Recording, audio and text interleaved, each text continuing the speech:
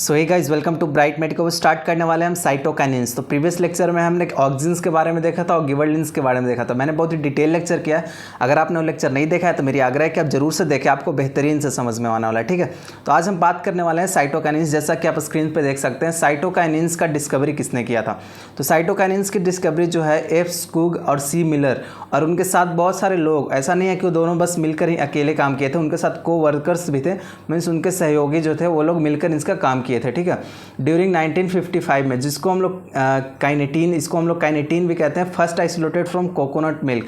जो साइटोकाइनेंस है उसको पहला बार कहाँ से निकाला गया था, कौन से प्लांट के कंस्टिट्यूएंट से निकाला गया था, तो कोकोनट्स मीन्स नारियल के दूध से, मीन्स नारियल के मिल्क से उसको निकाला गया था। ठीक है, हार्मोन स्टिमुलेट सेल डिवीजन और साइटोकाइनेंस। साइटोकाइनेंस का मेन काम क्या है कि जो है सेल डिवीजन को प्रमोट करता है। मतलब आप समझ पा रहे हो कि सेल डिवीजन कहने का मतलब है कि कहीं ना कहीं वो क्या करेगा कि हमारे सेल को ग्रो करवाएगा। सेल डिवाइड करेगा तो क्या होगा, ग्रो करवाएगा। अगर सेल ग्रो किया तो हमारा प्लांट भी ग्रो करेगा। ठीक है, सेल डिवीजन या साइटोकाइनेसिस, साइटोप्लाज्म डेवलपमेंट। अगर सेल ग्रो करेगा तो साइटोप्लाज्म तो डेवलप करेगा ही, ग्रो करेगा ही। ठीक है, found in young and actively dividing tissue. हम सभी जानते हैं ये एक तरह का कौन सा हार्मोन है, प्रोमोटर है ना। अगर प्रोमोटर है तो क्या करेगा, young and actively dividing tissue में क्या रहेगा, ये एक्यूमुलेट रहेगा। अगर ये कोई पेड़ है, ठीक है, ये कोई पेड़ है तो यहाँ पे सपोज कोई पत्ता निकलने वाला है तो यहीं पे क्या रहेगा, साइटोकाइनेंस यहाँ पे इकट्ठा रहेगा। ठीक है, यहाँ पे साइटोकाइनेंस इकट्ठा रहेगा और रूट टिप में, और जहाँ पे रूट है नीचे, ठीक है, रूट के टिप में, यहाँ पे क्या, रूट के टिप में भी ये सबसे ज़्यादा पाया जाता है, क्योंकि वहीं से रूट को भी क्या करना है, ग्रो करना है। सूट के एपेक्स, मीन्स सूट के एपेक्स समझ रहे हो, सबसे ऊपर पार्ट हो जो हमारा प्लांट का होता है, उसको सबसे ऊपर वाले भाग में जो पाया जाएगा वहाँ पे भी साइटोकाइनेंस पाया जाता है। या फिर नया नया सीडलिंग्स, नए नए बीज जो निकल रहे हैं, ठीक है, नए नए बीज, हम सपोज ये कोई बीज बोएं और 2 दिन के बाद देख रहे हैं कि इस बीज में से क्या एक छोटा सा कुछ पौधा टाइप का निकलने लगा है, तो ये भी साइटोकाइनेंस हार्मोन्स इसके लिए रिस्पॉन्सिबल होता है। ठीक है, साइट कौन कौन सा है, मीन्स कहाँ मेरा बनेगा। ठीक है, साइटोकाइनेंस जो है कहाँ इसका फॉर्मेशन होगा, तो सिंथेसिस होता है in meristematic region of root tip. अगर रूट टिप में देखें, ठीक है, मैंने बात किया कहाँ प्रेजेंट रहता है, रूट टिप में रहता है। तो अगर इसका डेवलपमेंट कहाँ होगा, मेरिस्टेमेटिक रीजन और मेरिस्टेमेटिक सेल में, रूट के टिप में। ठीक है, ये कोई रूट है, ठीक, सपोज दैट ये मेरा रूट है, तो इस रूट के यहाँ पे टिप में मेरिस्टेमेटिक रीजन में क्या रहेगा, मेरिस्टेमेटिक रीजन में हमारा सिंथेसिस होगा साइटोकाइनेंस का। प्रोड्यूस एंड डेवलपिंग एम्ब्रियो, फिर या फिर नया एम्ब्रियो जो बनेगा उसमें भी क्या होगा, नया जो एम्ब्रियो, मैंने प्रीवियस लेक्चर में अच्छे से क्लियर किया था आपका गिबरेलिंस वाले पार्ट में। ठीक है, तो उसमें एम्ब्रियो डेवलप होता है, तो उसमें भी क्या होता है, हमारा साइटोकाइनेंस पाया जाता है ना। अब ठीक है, पाया तो जाएगा, लेकिन इसका ऐसा हमने कल बताया था आपको कि जो है हमारा हार्मोन्स बहुत ही कम अमाउंट में कोई एक जगह जो है तो सिक्रीट होता है, वहाँ से क्या होता है, वो फ्लो होता है हर जगह पे, मीन्स प्लांट के हर एक पार्ट में वहाँ से क्या होगा, ट्रांसपोर्ट होना स्टार्ट होगा। जनरली जो साइटोकाइनेंस का ट्रांसपोर्ट है वो जाइलम के थ्रू होता है। किसके थ्रू होता है, जाइलम के थ्रू। एक फाइबर है, flow from root to shoot. देखिए यहाँ पे ये इंपॉर्टेंट लाइन हो जाता है आपका।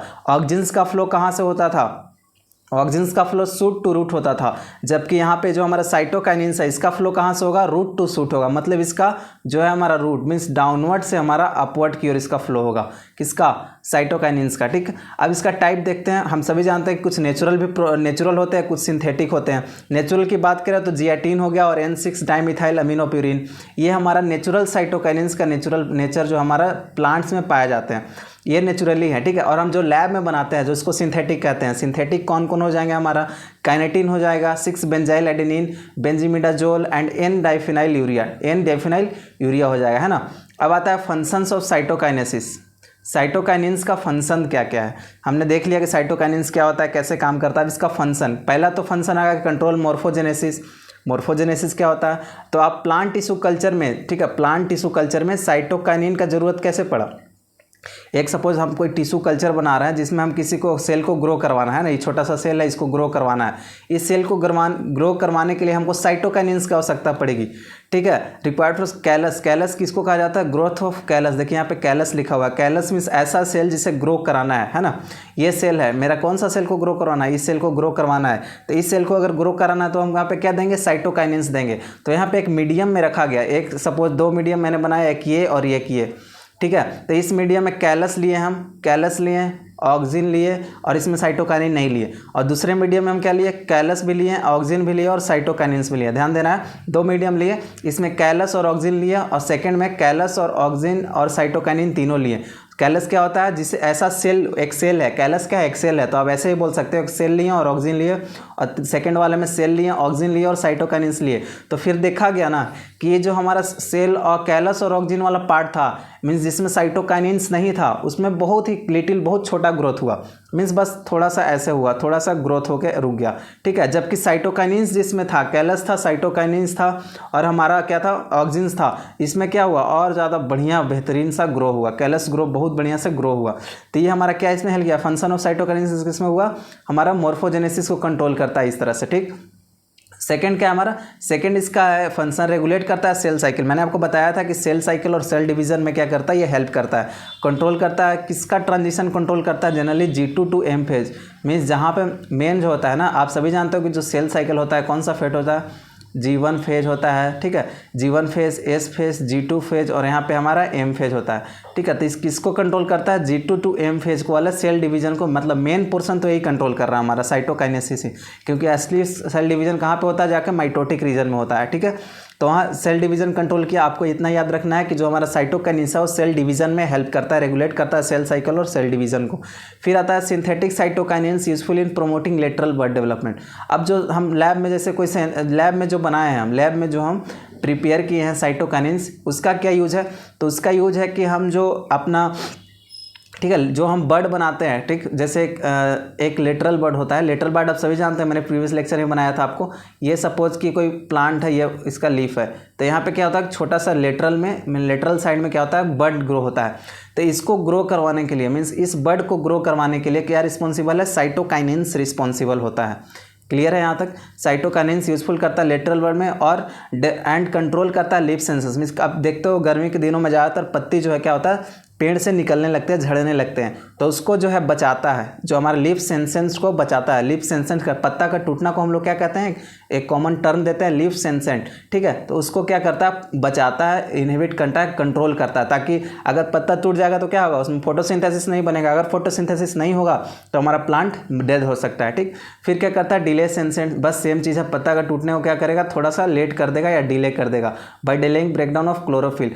क्लोरोफिल को ब्रेकडाउन को क्या करेगा, लंबे क्लोरोफिल जब तक हमारे लीफ में, ये कोई लीफ है, इसमें जब तक क्लोरोफिल प्रेजेंट रहे तब तक ही जो है पत्ता नहीं झड़ने वाला, तब तक तो ये फोटोसिंथेसिस बना रहा है। जहाँ से अगर क्लोरोफिल हटेगा, यहाँ से कम हो जाएगा, तो क्या होगा, वापस से क्या होगा, इसमें जो है ये थोड़ा सा ऐसे होने लगेगा, ठीक है। ये अपना पहले तो मॉर्फोलॉजी चेंज करने लगेगा, फिर धीरे धीरे सूख कर नीचे आराम से पत्ता वहाँ से टूट जाएगा।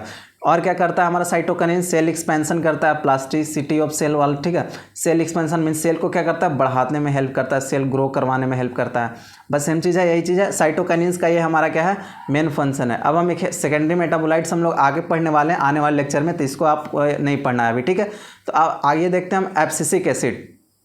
अब आते हैं हम इनहिबिटरी पे, ठीक है। हम लोग स्टिमुलेटरी तो देख लिया, अब हम किसका बात करने वाले हैं, अब हम लोग बात करने वाले हैं इनहिबिटरी के बारे में, जो वैसा हार्मोन्स जो इनहिबिटरी रिस्पॉन्स देता है। तो एब्सिसिक एसिड उसमें से पहला जो किसने दिया था, कार्न इट एल आइसोलेटेड, ठीक है। कार्न इट एल, इनका जो साइंटिस्ट था उनका नाम था, उन्होंने आइसोलेट किया था abscission substance from cotton plant. Abscission substance कहने का मतलब है कि एब्सिसिक एसिड, ठीक है। एब्सिसिक एसिड को कहाँ से उन्होंने क्या लिया था, तो कॉटन प्लांट से लिया था। कॉटन का एक प्लांट उनको मिला, ठीक है, कॉटन का उनको एक प्लांट मिला, तो उसमें से उन्होंने देखा 1965 में जा रहे थे, तो एक फील्ड में गए, उनमें उनको क्या देखा, कॉटन का प्लांट देखा।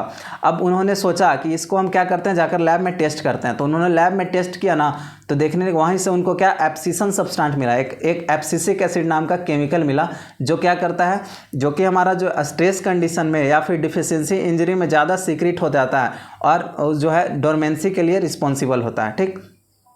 सिंथेटिक एब्सिसिक एसिड कौन कौन है, मैलिक हाइड्रोजन और एन डाइमिथाइल एमिनो सक्सिनामिक एसिड, ठीक है। सिंथेटिक एमिनो एब्सिसिक एसिड कौन है हमारा, मैलिक हाइड्रोजन है और एन डाइमिथाइल एमिनो सक्सिनामिक एसिड, ये हमारा सिंथेटिक है जो कि लैब में बनाए हैं। एब्सिसिक एसिड कंसंट्रेशन इन्हेंस कैसे होता है, स्ट्रेस कंडीशन में, जैसे मिनरल डिफिशियंसी हो गया, इंजरी हो गया, ड्राउट हो गया और या फिर फ्लडिंग हो गया। आप समझ पा रहे हो ऐसा क्यों होता है, क्योंकि एब्सिसिक एसिड का कंसंट्रेशन जो है कब इन्हेंस होगा, स्ट्रेस का कंडीशन में, जैसे कि जब कभी सूखा हो जाए, है ना, सूखा हो जाए या फिर इंजरी हो जाए या फिर ज़्यादा फ्लड आ जाए, तो क्या हो करेगा, सूखा के समय में एब्सिसिक एसिड निकलेगा और हमारे स्टोमाटा को क्या करता है, बंद कर देता है, क्योंकि उसका इनहिबिटरी रिस्पॉन्स है, आप सभी जानते हैं। इनहिबिट कर दिया कि नहीं स्टोमाटा को, अगर इनहिबिट कर दिया तो क्या होगा, वहाँ से ट्रांसपिरेशन नहीं होगा, वाटर का लॉस नहीं होगा। तो पहले से सूखा था, ट्रांसपिरेशन नहीं होगा, वाटर का लॉस नहीं होगा, तो ये तो मेरे लिए अच्छा है। और बहुत ज़्यादा समय तक क्या होगा, हमारा प्लांट जो है सूखेगा नहीं, ठीक है। तो इसके लिए ये इंपॉर्टेंट है। आप सभी सोचते हो एब्सिसिक एसिड के नाम से कह रहे नहीं यार ये तो सारा जो है ख़राब ही काम करता है, लेकिन देखिए इसका कितना बेहतरीन सा यूज है। मिनरल डिफिशियंसी हो जाए तब, या फिर ज़्यादा फ्लड आ जाए तो भी क्या करता है, एब्सिसिक एसिड का कंसंट्रेशन बढ़ जाता है। साइट कहाँ है, रिलीज कहाँ होता है, ये स्टोमाटा में और मोस्ट ऑफ टिश्यू में, जैसे कि स्पेशली लिप्स, ठीक है। लिप्स में ये ज़्यादा जो है हमारा क्या होता है, लिप्स स्पीसीज में बहुत सारे इसमें क्या होता है, ज़्यादा ये रिलीज होते हैं। ट्रांसपोर्टेशन इसका कैसे होता है, जाइलम और फ्लोएम दोनों से इनका ट्रांसपोर्टेशन होता है। इनका अगर आप एब्सिसिक एसिड का एक कॉमन सा केमिकल स्ट्रक्चर देखो तो क्लोरोफ्लोराइल मिथाइल जो है हमारा ये है, देखिए ध्यान से 15 कार्बन का ये टर्पिनाइड स्ट्रक्चर है। ध्यान से देखना है, क्लोरोफ्लोराइल मिथाइल जो है हमारा ये स्ट्रक्चर है, ठीक है। इसको आपको याद करने की ज़रूरत नहीं है, आपको बस जान लेना, ओवरव्यू है। फंक्शन क्या एब्सिसिक एसिड का, फंक्शन तो आप सभी जानते हैं कि इसका क्या है, इनहिबिटरी रिस्पॉन्स देता है। तो पहला इनहिबिट करेगा ग्रोथ को, प्रोमोट करेगा सीड डोरमेंसी को। सीड डोरमेंसी मतलब सीड को क्या करेगा, ये जल्दी जर्मिनेट नहीं होगा, डोरमेंसी को प्रमोट करता है। डोरमेंट मतलब सीड को दरवाज़ा खोलने ही नहीं देता है, बंद रखता है। सीड का दरवाज़ा नहीं खुलेगा तो वहाँ से प्लांट निकलेगा क्या, नहीं निकलेगा ना। तो ये प्रमोट किसको करता है, सीड डोरमेंसी को प्रमोट करता है, ठीक है। तो ये किसके लिए इंपॉर्टेंट है, बहुत अच्छा ये चीज़ है। सीड डोरमेंसी ऐसा नहीं है कि बेकार चीज़ है कि इसका डोरमेंट मीन्स इस ग्रोथ नहीं होने दे रहा, ये स्टोरेज के लिए बेहतर है। अगर हम कोई जो है सीड्स, बहुत सारा सीड क्या किए स्टोर किए हुए हैं, तो अच्छी बात है कि उसमें हम क्या करते हैं, फिर एब्सिसिक एसिड का छिड़काव भी करते हैं। उसमें एब्सिसिक एसिड का छिड़काव इसलिए करते हैं ताकि जो हमारा सीड है ये अपना डोरमेंसी क्या करे, लॉस ना करे, उसमें डोरमेंट बना रहे, ठीक है। डोरमेंट बना रहे मतलब उसमें सीड है तो सीड जैसा ही रहे, उसमें प्लांट ग्रो ना हो जाए वाटर या मॉइस्चर के प्रेजेंस में, ठीक है। फिर और क्या करता है, स्टोमाटा को क्लोज करता है। एक्सेस ट्रांसपिरेशन ड्यूरिंग, जब गर्मी के दिनों में मैंने आपको बताया कि स्टोमाटा को क्लोज कर देता है ताकि एक्सेस ट्रांसपिरेशन, ज़्यादा ट्रांसपिरेशन क्या होता है, जब स्टोमाटा जो खुला रहता है गर्मी के दिनों में ना, तो जहाँ हमारा पौधा से क्या होता है, वाटर का ऊपर एवापोरेट हो जाता है ना, वाटर लॉस होता है, वाटर एवापोरेट हो जाता है। तो इसी को इस प्रोसेस को हम लोग ट्रांसपिरेशन कहते हैं। तो इस ट्रांसपिरेशन को क्या करता है, रोक देता है। तो ट्रांसपिरेशन को अगर रोक देगा तो क्या होगा, हमारा वाटर लॉस कम होगा, और ड्राउट के समय सूखा पड़ता है तो उस समय हमारा प्लांट क्या हाइड्रेटेड रहेगा, पानी वाला रहेगा, ठीक है। और स्ट्रेस कंडीशन में ये रिस्पॉन्स करता है। ऑर्गन एब्सिशंस में ये हेल्प करता है। ऑर्गन एब्सिशन क्या करना चाहता है सर, ऑर्गन का डिफ्रेंसिएशन, ठीक है। ऑर्गन एब्सिशन कहने का मतलब प्लांट में जितना ग्रोथ होना था और हुआ, ठीक है। प्लांट में पहले जितना ग्रोथ होना था उतना तो हुआ, लेकिन इसमें थोड़ा सा ऑर्गन में क्या हुआ, और ज़्यादा ग्रोथ हो गया। एक ऑर्गन है उसको सपोज इतना ग्रोथ होना था, लेकिन एब्सिसिक एसिड के रिलीज के कारण थोड़ा सा और ग्रो हो गया, इतना ग्रो हो गया, ठीक है। समझ पा रहे हो आप, इतना ग्रो हो गया, पहले इतना था अब इतना से इतना ग्रो हो गया, तो क्या हुआ, एब्सिशन। इसी को क्या कहते हैं, हम एब्सिशन कहते हैं, ऑर्गन एब्सिशन कहते हैं, मतलब ऑर्गन का इतना ज़्यादा ग्रोथ हो रहा है। अब हमारा लास्ट आता है क्या, इथाइलिन। इथाइलिन क्या आता है, ये भी इनहिबिटरी रिस्पॉन्स देता है। इथाइलिन आप नाम से क्लियर होगा आपका, C2H4, मतलब कहीं ना कहीं इसका जो है C डबल बॉन्ड C, ठीक है, CH2 डबल बॉन्ड CH2, ये हमारा इसका स्ट्रक्चर हो जाएगा। ये हमारा गैसियस प्लांट हार्मोन है, मीन्स गैस फॉर्म में पाया जाता है। प्रोड्यूस कहाँ से होता है, methionine in all higher plants in almost all tissue, ठीक है। सभी हायर प्लांट्स के लगभग सब टिश्यू में ये होता है, हमारा इथाइलिन प्रेजेंट होता है। बहुत स्मॉल क्वांटिटी में, जैसे 0.1 ppm, ये बहुत स्मॉल क्वांटिटी में प्रोड्यूस होता है और अपना एक्शन क्या करता है, शो करता है ना। इसका अगर केमिकल स्ट्रक्चर की बात करें तो CH2 डबल बॉन्ड CH2 जो इथाइलिन है ये गैसियस फॉर्म में होता है, ठीक। अनसैचुरेटेड कहने का मतलब है कि इसमें डबल बॉन्ड प्रेजेंट है। अब इसका फंक्शन की बात करते हैं, तो फंक्शन क्या हुआ, पहला हो गया मैचुरेशन एंड सेंसेंस, ठीक है। मैच्योर करता है हमारे किसी प्लांट को, और सेंसेंस करता है मीन्स पत्ता को क्या करता है, टूटने में रिस्पॉन्सिबल है।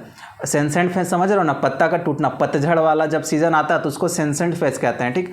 प्रमोट करता है फ्लावर एंड फ्रूट राइपनिंग को, मतलब फ्लावर जो है ग्रो कर जाएगा, पूरी तरह से खिल जाएगा, और फ्रूट जो है हमारा पकना, राइपनिंग मीन्स पकना, मीन्स फ्रूट को क्या करता है, पकाने में हमारा ये इथाइलिन हेल्प करता है। फिर ऑर्गन एब्सिशन में भी हेल्प करता है। आप सभी जानते हो ऑर्गन एब्सिशन, मैंने बताया अभी कि पहले हमारा ऑर्गन को क्या होना था, इतना ग्रो होना था, लेकिन इतना से थोड़ा सा और ज़्यादा ग्रो होता है, तो इसको हम लोग ऑर्गन एब्सिशन कहते हैं।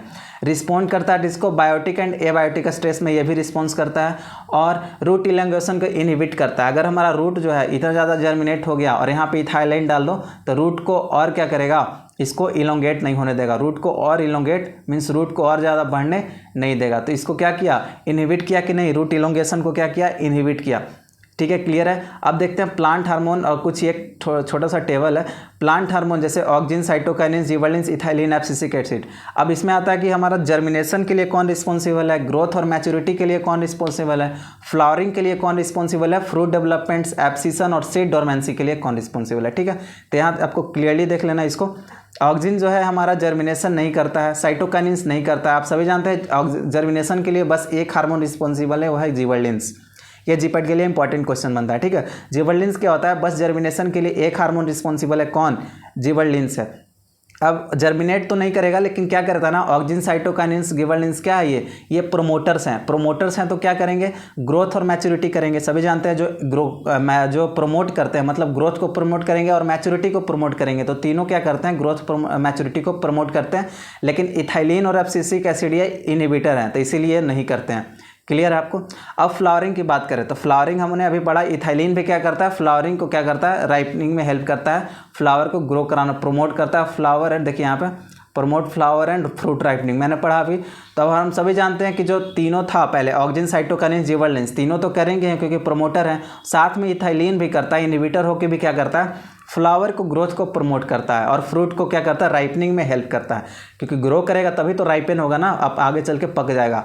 ठीक है, तो ये फ्रूट डेवलपमेंट में भी ये सारा इन्वॉल्व है। अब एब्सिसन तो आप सभी जानते हैं, जो रोक देना, ठीक है, जो इनहिबिट कर देना। तो एब्सिसन किसके कारण होगा, इथाइलिन और एब्सिसिक एसिड के कारण। एब्सिसन ठीक है, किसके कारण, इथाइलिन और एब्सिसिक एसिड के कारण होगा। और सीड डोरमेंसी को कौन प्रमोट करता है, सीड डोरमेंसी को हमारा जो है एब्सिसिक एसिड। ठीक है, एब्सिसिक एसिड क्या करेगा, सीड डोरमेंसी को प्रमोट करेगा। क्लियर है, यहाँ तक क्लियर है। तो ये था हमारा प्लांट हार्मोन, मैंने क्लियर, बहुत ही बेहतरीन से क्लियर किया। अगर आपने प्रीवियस लेक्चर नहीं देखा है तो मेरे अगर आप जरूर से देखें, और अगर आप चैनल पर नए हैं तो वीडियो को सब्सक्राइब करना ना भूलें। और आपको बेहतरीन से नोट्स चाहिए, क्वालिटी नोट्स के लिए आप हमारा वेबसाइट भी विजिट कर सकते हैं www.brightmedico.com, और डिस्क्रिप्शन बॉक्स में हमारा व्हाट्सएप का लिंक और टेलीग्राम का लिंक दिया गया है, तो आप जरूर से ज्वाइन करें। वहाँ आपको जीपैट से रिलेटेड क्वेश्चन, वन लाइनर और बहुत सारे अपडेट्स प्रोवाइड किए जाते हैं। ठीक है, तब तक पढ़ते रहे। All the very best.